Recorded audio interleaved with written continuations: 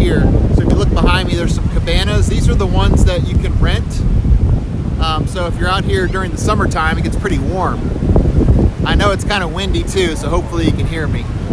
But yeah, it gets pretty hot out, so you definitely want to probably rent one of these cabanas. And they do have lifeguards on duty. This is the public beach, and I will try to flip this around so you can see it in front of me. There we go, so you can see the beach ahead of time. So there's plenty of hotels as well. Now at excursions, what we try to do is offer shuttles every other week. And so we offer our first shuttle on Tuesdays. So it leaves at 9:30 in the morning from International Drive.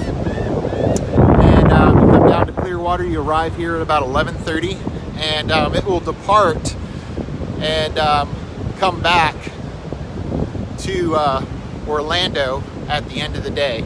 We'll be leaving here at around 6 o'clock, and we'll arrive back at Orlando at about 8:30 a.m. or 8:30 p.m. Sorry. But anyway, that's our first shuttle. So if some of you wanted to stay the night, you could for 2 nights, because we have a second shuttle on Thursdays, and we leave at 4 p.m. on Thursdays. So if you want to get here a little bit earlier, we leave at 8:30 off of I Drive, come down to Clearwater, and we return back at about 4 p.m., which puts us back in Orlando right around 6 p.m. So I'm not sure if anybody gets a chance to see this video with University Florida, but if you are watching this, and if you do see it, if you have any questions, you can always message any of us through the group. I know you could probably talk to Kim or Melanie, and I'm sure they'll be glad to help you out in any way they can. But I always like to share what's going on in Florida or wherever else I may be traveling. Also, I had a really good question about Universal Studios and Islands of Adventure, and someone asked about getting annual passes. And I know that a lot of people will get their annual passes when they're here.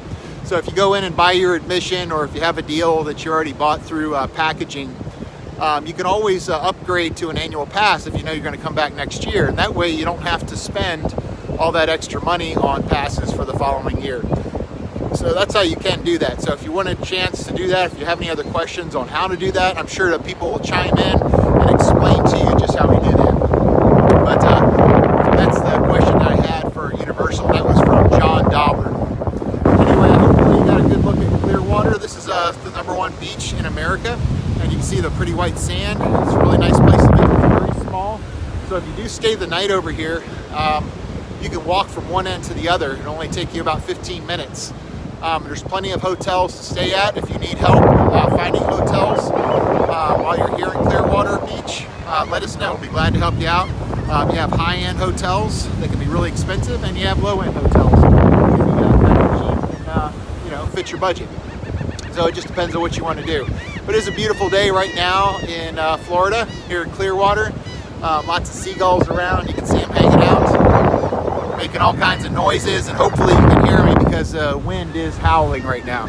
And I'll flip this around so you can see the ocean and see how rough it is.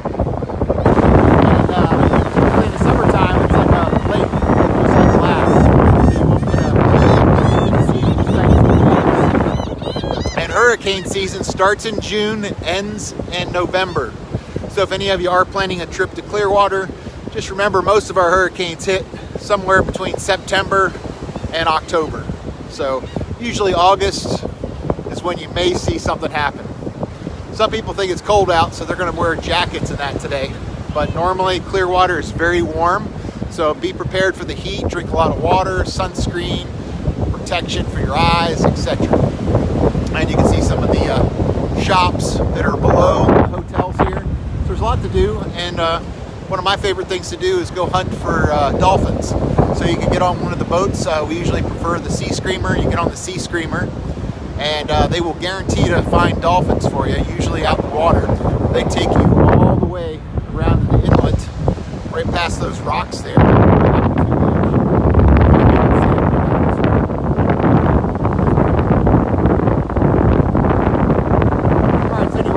Share that with you. My name is Flavio Morrissey, and I'm with Excursions. We do all kinds of different excursions in Central Florida, Orlando, and all over Florida. I'm homegrown right here in Orlando, so I know this place like the back of my hand. Been here for my whole life, and we have a lot of good people that work for us that know it very well well too. So if you have any questions, you can message us at any time, even right here on Universally Florida, and get whatever you need to get out of it. So plan your vacations. If you're first timers, take your time, ask a lot of questions. You will find the answers, and I'm sure you behind me here is where the pier is. You can see the pier going out there. You can do some fishing out there as well. And they do have some excellent offshore fishing trips here in Clearwater. Do your homework for fishing trips. Sometimes these trips can be really long and enduring, and sometimes they're pretty expensive too. So if you have kids out there, they may not be able to handle those seas out there.